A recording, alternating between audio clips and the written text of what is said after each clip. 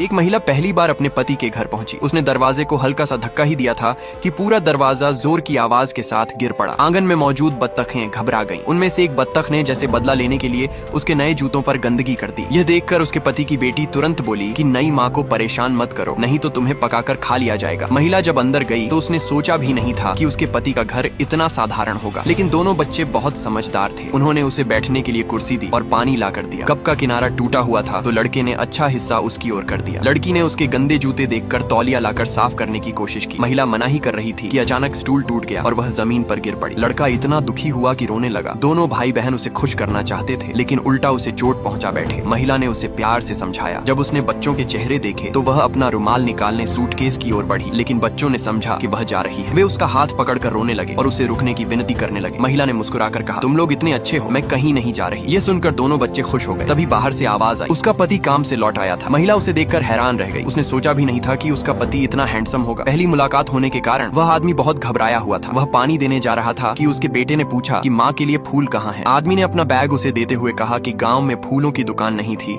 इसलिए उम्मीद है उसे ये फूल पसंद आएंगे। जैसे ही महिला ने बैग खोला वह चौंक गई। उसमें शुद्ध सोने से बना फूलों का गुलदस्ता था। आदमी को लगा कि शायद उसे पसंद नहीं आया। तभी बेटी बोली कि पापा और भाई दोनों ही पुरुष हैं, उन्हें महिलाओं की पसंद का अंदाजा नहीं है। फिर उसने एक घड़ी निकालकर महिला के हाथ में पहना दी। वह हीरों से जड़ी हुई एक महंगी घड़ी थी। तब महिला को समझ आया कि उसका पति असल में बहुत अमीर है। उसने हैरानी से पूछा, मेरी माँ ने कहा था कि आप मछली बेचते हैं, क्या मछली बेचकर इतना पैसा कमाया जा सकता है? आदमी उसे अपने फिश फार्म पर ले गया। वह बहुत विशाल था। उसने बताया कि वह समुद्री खेती एक्वा कल्चर का काम करता है। बच्चों ने भी बताया कि उनके परिवार के विदेशी व्यापार, होटल और टूरिज्म जैसे कई बिजनेस हैं। महिला को एहसास हुआ कि उसने गांव के सबसे अमीर आदमी से शादी की है। इससे पहले कि वह सब समझ पाती, आदमी ने उसे लाखों करोड़ों रुपए से भरी बैंक बुक दे दी और कहा कि अब से घर की सारी जिम्मेदारी उसी की है। महिला ने तय किया कि वह इस पुराने घर का अच्छे से नवीनीकरण करेगी। उस रात महिला थोड़ी शर्मीली थी और पति के साथ एक ही कमरे में नहीं सोना चाहती थी। लेकिन तभी दोनों बच्चे तकिए लेकर आए और बोले कि वे सब साथ में सोना चाहते हैं।